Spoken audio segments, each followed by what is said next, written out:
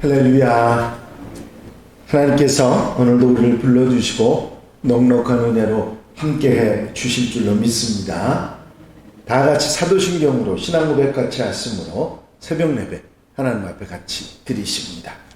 전능하사 천지를 만드신 하나님 아버지를 내가 믿사오며 그 외아들 우리 주 예수 그리스도를 믿사오니 이는 성령으로 잉태하사 동정녀 마리아에게 나시고 본디오 빌라도에게 고난을 받으사 십자가에 못 박혀 죽으시고 장사한 지 사흘 만에 죽은 자 가운데서 다시 살아나시며 하늘에 오르사 전능하신 하나님 우편에 앉아 계시다가 저리로서 산 자와 죽은 자를 심판하러 오시리라.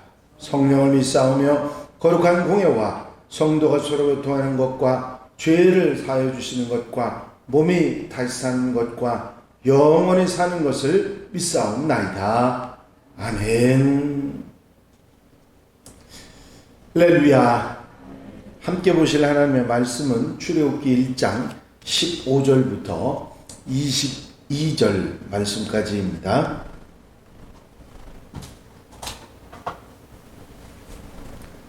출애굽기 1장 15절에서 22절 말씀 한 절씩 교독하시겠습니다. 애굽 왕이 히브리 산파 십브라라 하는 사람과 부하라 하는 사람에게 말하여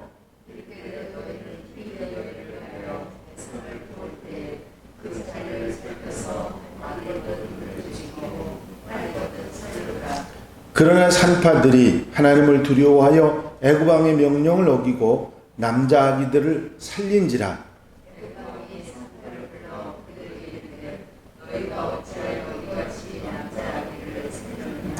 산파가 바로에게 대답하되 히브리 여인은 애굽 여인과 같지 아니하고 건장하여 산파가 그들에게 이르기 전에 해산하였더이다 하매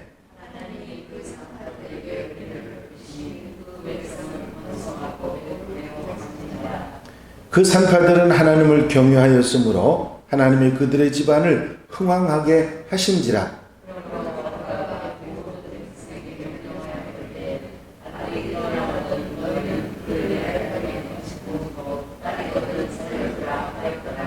아멘. 할렐루야. 이스라엘 백성들이 자녀들이 많아지고 또 번성하는 그런 상황 때문에 애굽 백성들에게 경계심을 주고 이간질을 하고 분리주의 의식을 가지게 하면서 은근히 이스라엘 백성들을 힘들게 하려고 하는 그 전조 현상이 일어났다가 결국은 국고성 비듬과 람셋을 짓게 하는 노역에 동원을 하고 여러 가지 분야에서 가장 힘든 일, 고통스러운 일을 하도록 만들게 됩니다. 번성하는 일로 인해서 이런 일이 벌어지고 이스라엘 백성들은 노역에 점차로 힘들어지게 됩니다. 하지만 그렇게 노역을 가지고서는 이스라엘 백성들의 번성을 막을 수 없었고 더욱더 이스라엘 백성들은 그러면 그럴수록 번성해 나갔습니다. 그래서 바로 왕은 이제 구체적으로 이스라엘 백성들의 번성을 막을 방법을 생각해 냅니다. 그게 뭐냐면 산파들을 동원해서 히브리 사람들이 아들을 낳으면 낙타가 죽었다고 그렇게 하고 죽이라고 하는 명령을 한 것입니다. 애굽 왕이 히브리 산파 십브라라는 사람과 부하라는 사람에게 말하여 이르되 너희는 히브리 여인을 위하여 해산을 도울 때에 그 자리를 살펴서 아들이거든 그를 죽이고 딸이거든 살려두라. 그렇게 명령한 것입니다. 이게 정상적인 일이 아니고 절대로 해서는 안 되는 일임에도 불구하고 그렇게 산파들에게 명령을 해서 그렇게 아들을 죽이라는 명령을 했던 것입니다. 하지만 산파들은 하나님을 두려워하여 애굽 왕의 명령을 어기고 남자 아기들을 살린지라. 17절 말씀이죠. 왕의 명령을 어기고 남자 아기들을 모두 살립니다. 그 이유를 모세는 뭐라고 표현하느냐면 하나님을 두려워했기 때문이다, 그렇게 말하고, 뒤에는 그들이 하나님을 경외하였기 때문이라 그런 말을 하고 있습니다. 즉 하나님을 섬기는 하나님의 사람들이었기 때문에 산파들이 하나님을 두려워해서 그 명령을 따를 수 없었다, 그런 얘기로 하고 있는 것입니다.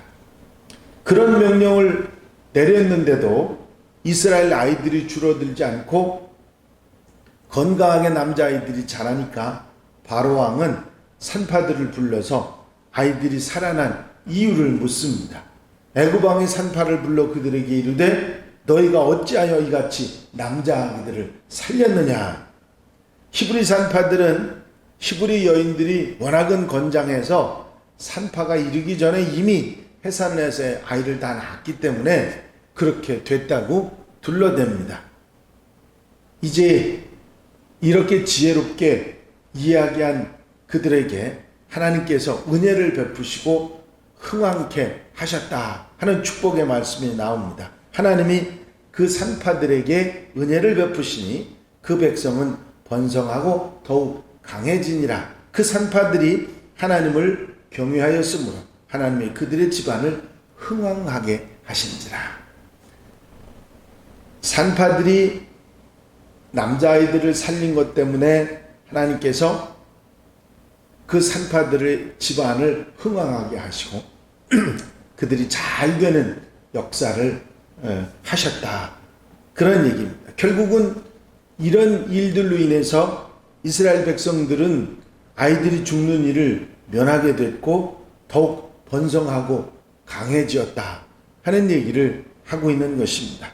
그러자 바로 왕은 애굽의 모든 백성들에게 엄청난 명령을 내립니다. 그것은 히브리 집안에 아이가 태어나면, 특별히 아들이 태어나면 그 아이를 나일강에 던져라, 죽이라는 얘기죠. 딸은 살려주되 남자아이들은 모두 다 나일강에 던지라고 하는 명령을 내립니다. 정말 이해할 수 없는 그런 명령이지만 이미 이간질을 당하고 구별 의식을 가지고 좀 경계심을 가졌던 애굽 백성들에게는 당연히 그래야 저 민족이 우리나라에서 흥왕하는 일이 없다 하고 따를 만큼 그런 분위기가 됐기 때문에 결국은 이런 일들이 시행될 수 있었던 것입니다. 또 딸들은 아들만큼 저항 능력이 없고 자체 생산 능력이 없으니까 아들만 죽이면 이 모든 일이 해결될 거라고 생각을 해서 아들을 죽여 그 강에 던져서 죽이는 일에 앞장서도록 만들었던 것입니다. 지금까지는 공개적으로 이런 일을 하지 않았는데, 왜냐하면 그것이 옳지 않고 문제도 될 수 있었기 때문인데 다른 방법으로 통하지 않으니까 아예 공개적으로 아이들을, 남자아이들을 나일강에 던지라고 하는 그런 명령이 내려오게 된 것입니다. 결국은 이게 몇 년이 그렇게 됐는지 몇 달이 그렇게 됐는지는 구체적으로 내용이 없어서 알 수 없지만 이 일로 인해서 모세가 태어날 때 모세가 부모의 품에서 자라지 않고 공주의 품에서 자라게 되는 그 이유를 설명할 수 있는 원인이 되는 것이죠.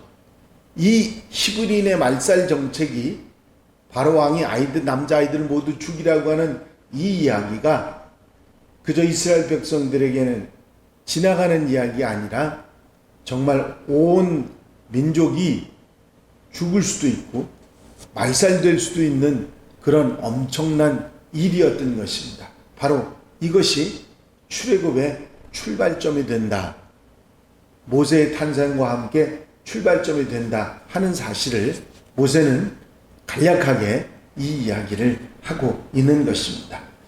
이 이야기 가운데서 우리가 깨달을 수 있는 교훈이 있는데, 그것은 뭐냐면 악은 악을 낳게 된다는 것이죠. 악으로 시작하는 것은 거듭 악이 계속 행해지게 되고 결국은 최악이 되게 된다. 바로 왕이 처음에 이스라엘 민족이 번성하게 되는 걸 가지고 저걸 막아야 되겠다는 생각 때문에 노역도 시키고 이간질도 시키고 경계심도 애굽 백성에게 주고 이런 일들이 일어났다가 산파들을 동원하고 그게 안 되니까 결국은 명령으로, 왕의 명령으로 나일강에 던지라고 하는 명령까지 나오게 됐던 것이죠. 악은 악을 낳게 된다는 것이죠. 그리고 죄는 지을수록 점충되는 것입니다. 범죄는 시작하기가 어렵지 일단 범죄를 저지르게 되면 계속해서 더 짓게 되고 더 심한 범죄가 되는 것이 죄의 특성인 것입니다. 이 사실을 이 바로왕의 이야기 가운데 알 수 있습니다. 사람 하나 죽이는 것도 쉽지 않은 일인데 태어난 아이를 모두 죽이게 되는 이런 일들이 시작은 이스라엘 번성을 막겠다고 하는 것부터 출발도 해서 그것이 잘못된 생각임에도 불구하고 계속해서 점층되고 있는 것을 봅니다. 여기에서 악은 시작도 말고 따르지도 말아야 한다 하는 사실을 우리는 깨닫게 되는 것입니다. 성경은 우리에게 분명히 범죄와 악과 잘못에 대한 이야기를 분명하게 기준점을 우리에게 주고 있습니다. 이런 악은 모양이라도 버리라는 말씀이 있습니다만 시작도 하지 말고 따르지도 말아야 결국 그 속에 물들지 않고 잘못되지 않을 수 있는 것입니다. 또 히브리 산파들의 이야기 가운데 우리가 깨달을 수 있는 것은 하나님을 경외하는 자들은 지혜롭게 살 뿐만 아니라 집안이 잘 되는 은혜를 입게 된다는 사실도 깨닫게 됩니다. 산파들이 하나님을 두려워하고 잘못된 바로왕의 명령을 듣고 이제 지혜롭게 행동함으로 인해서 하나님께서 은혜를 베풀어 주시고 그 집안이 잘 되게 하신 은혜를 베풀어 주셨다는 것이죠. 악은 아무리 감추려 해도 결국은 드러나게 돼 있습니다. 장중지추라고 하는 중국의 성어가 있는데 그게 뭐냐면 예리하고 뾰족한 그런 침은 아무리 감추어도 드러나게 돼 있다 그런 이야기죠. 악이 아무리 감추려고 해도 드러나지 않을 수 없는 것입니다. 애굽 왕이 자기 잘못을 어떻게든지 감추면서 이스라엘의 번성을 막으려고 했지만 결국은 공개적으로 나타나고 있는 모습에서 볼 수가 있습니다.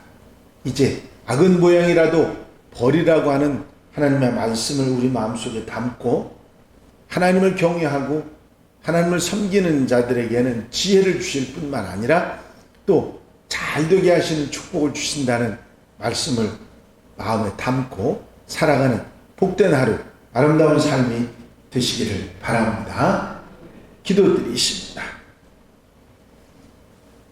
사랑과 은혜 갈려오심 안에 있으나 아버지는 오늘도 주님절에 찾아나와 기도하며 하루의 삶을 시작하게 하시고 말씀 듣고 아멘하며 출발할 수 있는 귀한 시간 허락해 주신 것을 감사합니다.